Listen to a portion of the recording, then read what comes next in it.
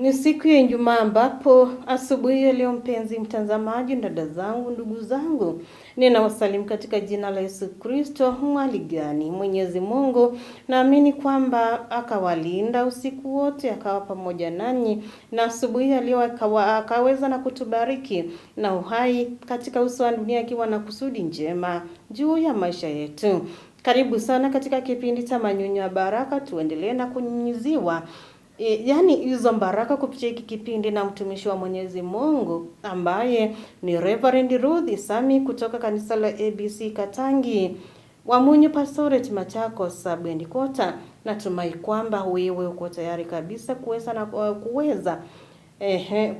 kuweza na kupokea yote ambayo tunaletewa na mtumishi wa Mwenyezi Mungu kupitia Roho Mtakatifu. Basi karibu. Nachukua funza hii kukuamkua mtazamaji wa Undugu TV katika kitengo cha Manyunyu ya Baraka, nikikukaribisha pia kwa neno la Mungu. Ukisalimika pia ujue tutaenda kusoma neno la Mungu, neno ambayo unaweza kuisikia tukiwa mchana ama usiku, wakati wowote ule, kwa maana inakuwa hewani. Kwa hivyo karibu tuweze kuandamana pamoja. Naenda kusoma Matendo ya Mitume sura ni ya 2 mstari wa 1 hadi mstari wa 4. Maandiko yanasema hivi: hata ilipotimia siku ya Pentekoste, walikuwako wote mahali pamoja. Kukaja ghafla toka mbinguni ufumi kama ufumi wa upepo wa nguvu ukienda kasi, ukaijaza nyumba yote waliokuwa wameketi. Kukawatokea ndimi zilizongawanyikana kama ndimi za moto uliowakalia kila mmoja wao. Wote wakajazwa Roho Mtakatifu, wakaanza kusema kwa lugha nyingine kama Roho alivyowajalia kutamka. Na neno linaendelea. Tuombe.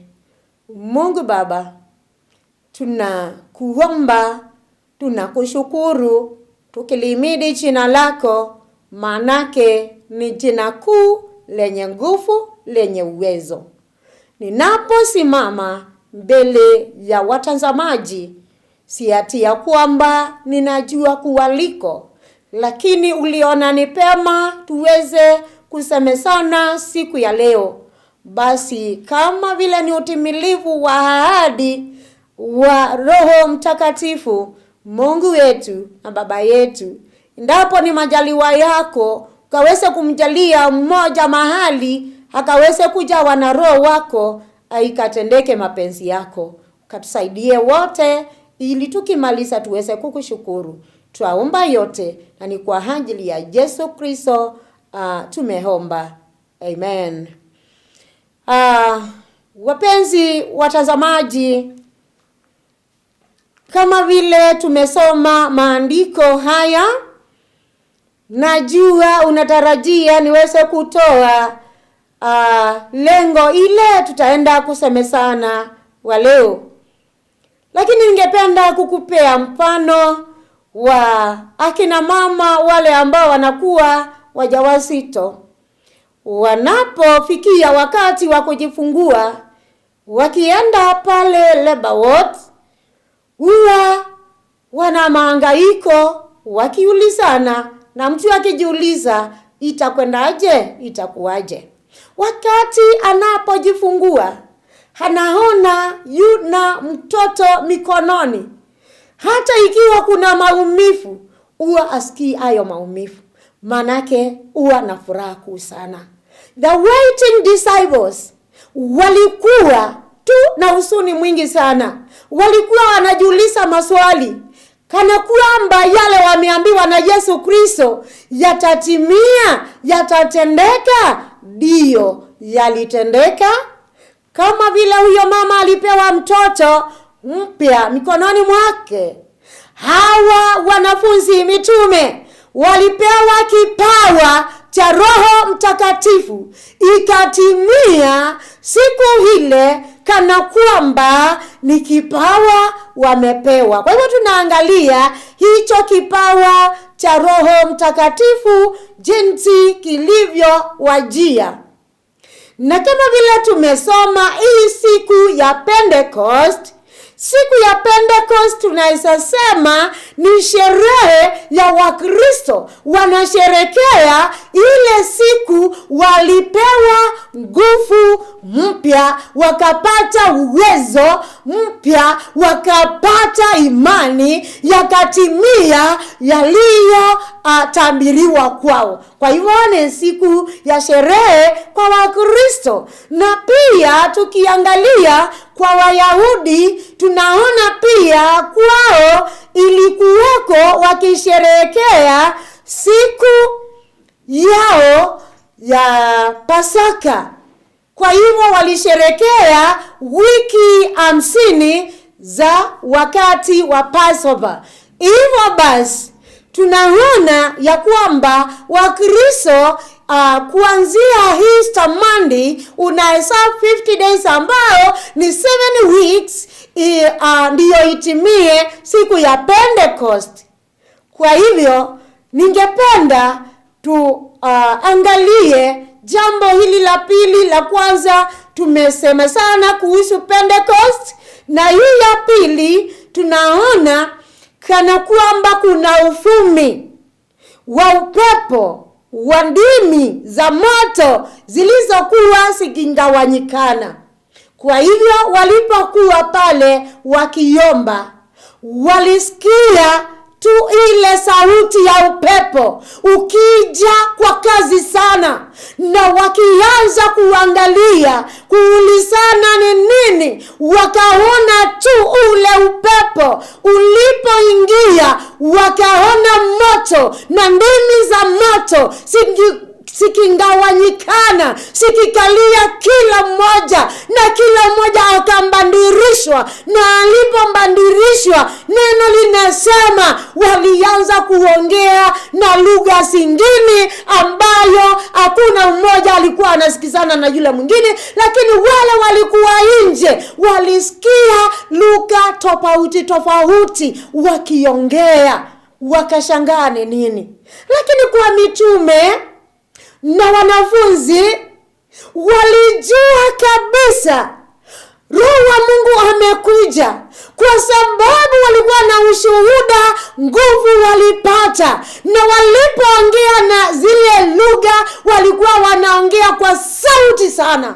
Hawakuwa wakiongopa, kwa maana walichokuwa wakiongea na wakisema kilikuwa kinatoka moyoni. Kwa hivyo ahadi ya Roho wa Mungu akaja na ikatimia, na ilikuja ili wapewe ile nguvu walishindia kuahidiwa kwa kitabu hiki na kile kingine. Kwa hivyo pale walipata ile nguvu.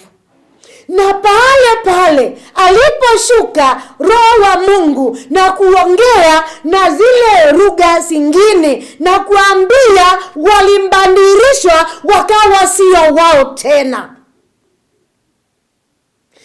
Woga walikuwa nao uliisha kabisa huo wakati. Na ninakuambia ya kwamba walisimama kama mashujaa, wakiwa tayari sana kueneza injili kama vile walivyoambiwa. Na ndugu yangu na dada yangu, kukasalika kanisa wakati huo. Bwana Yesu asifiwe. Tunaweza sema that is the birthday of the church. Kwa maana walianza tu huo wakati, wakaanza kuhubiri. Petro kama hakika mfano mwema alianza mahubiri tu siku hiyo, na akawahubiria watu sana. Kwa hivyo ndugu yangu na dada yangu, umemngoja Roho wa Mungu kiasi gani? Roho wa Mungu anakuja kwa wale watu wanakaa katika maombi, wanakaa hakika wakisali na kudumu katika kule kusali. Anakuja kwa wale wako na imani na wale wanamtumainia Mungu. Anakuja kwa wale ambao wametubu dhambi zao na wamesamehewa. Wewe juu umeomba msamaha kwa Mungu wako? Omba msamaha, usamehewe. Huyo Roho wa Mungu aingie ndani yako, uanze mambo mapya, uanze maisha mapya, uanze hakika miujiza, kwa maana miujiza ilianza tu wakati huo. Mungu yuko tayari kukutumia wewe, kwa maana alikuita, alikutega iwe uwe mtumishi wake na ujue leo hata dhambi zako. Mfuate huyu Yesu, muite huyu Roho, atafanya kazi pamoja nawe, ataingia ndani yako, ataondoa ile woga yote na ataweka neno la ushujaa.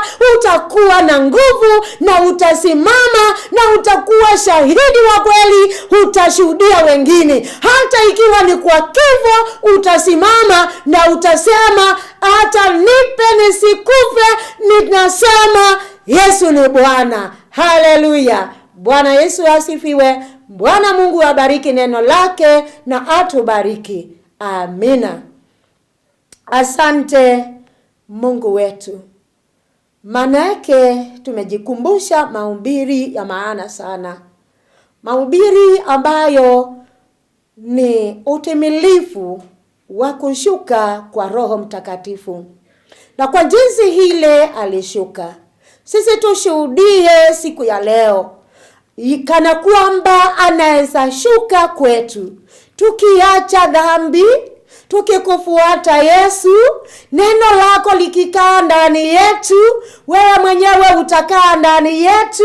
Na kushuka kwa Roho ilimaanisha ya kwamba Roho amekuja kukaa na wanafunzi na atafanya kazi na wao. Basi Roho wa Mungu shuka na ukae kwetu na ufanye kazi nazi, na watakao tuona washuhudie kana kwamba kuna Roho ametumwa kwetu na Mungu anafanya pamoja nasi. Tusaidie na ukatie mtu nguvu ambaye ana nguvu, asimame tena na akuishie. Twaomba yote na ni kwa ajili ya Yesu Kristo tunaomba.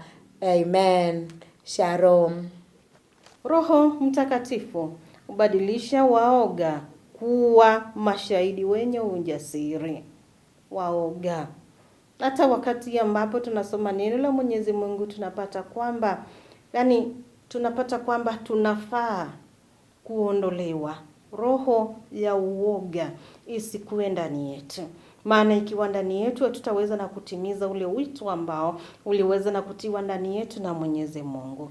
Kama wewe ni mshahidi na unakuanga na uoga, omba Mwenyezi Mungu hiyo roho ikakutoke ili ukawe na ule ujasiri, wa kueneza neno la Mwenyezi Mungu. Maana uko na Roho Mtakatifu.